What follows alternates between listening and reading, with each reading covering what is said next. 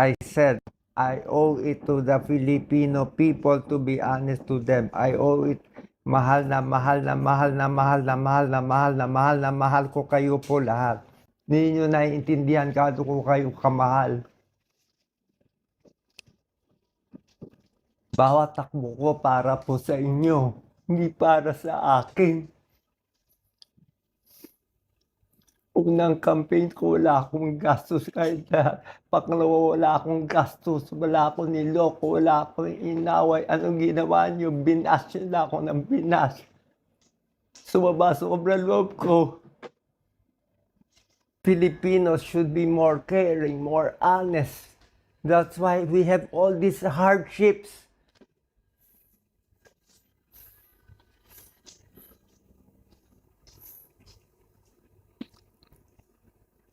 Filipinos love and cherish each other. Pray to the Blessed Virgin Mary. Pray to Padre Pio. Pray to the Lord Jesus Christ. My whole body is tingling right now, Doc Lisa. Ito, ang kapal-kapal. It's like a spirit came here, all over here. I thought I had high blood pressure. Natatakot ako. So I got them to check my BP now. This is my BP. 115/74. My BP 3 days ago is only 85/50.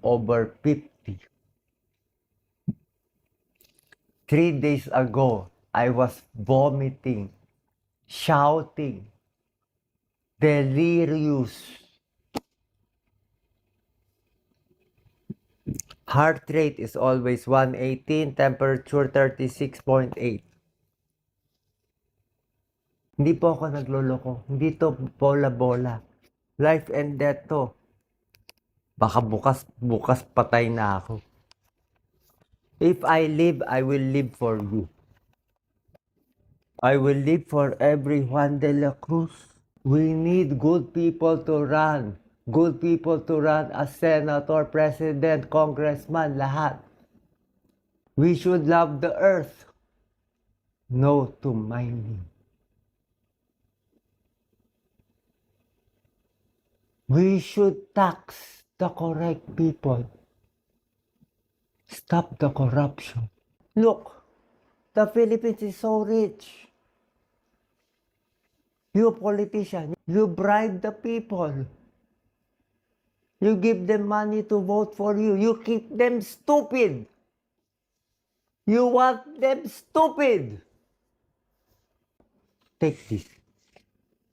Low phosphate po ako. Lactulose. Low phosphate. Spironolactone Lasix. Diaphragm lozenges for the throat. Ayoko ako lang gagaling. Naiiyak ako. I was crying because they had the best health care. Our Filipinos have no health care. This is the new Doc Willie. Sorry for those watching. I have to do this. This is my mission. Live or die, I will be true to myself. The only reason to live is I love my daughter, Catherine. I want to live. I love Yen Yen. I love Jelly. I love Lisa. I love Ryan. I love Mark. I love all the nurses here. I also love all the politicians here. You are my friends. Di ba kaibigan tayo? Pero masakit sa akin na namamatay yung mahihirap natin. Everything I do for you. Ako na nga pinakamalinis na ginagawa. Minababoy niyo pa ako. May isang basher nagsabi sa akin, Doc Willie, even if you run 10 times again and again, you will lose again and again and again. What did I do to you? Why do you hate me so much? What did I do? I never attacked Duterte. I never attacked PBM. I never attacked Larry. I never attacked Pico. I am nice to them. I interview them. Is the politics just a game? What is happening to me? I will tell you what is happening. In the past few days, parang marami ako napapanaginipan kasi. I saw my mom who is died.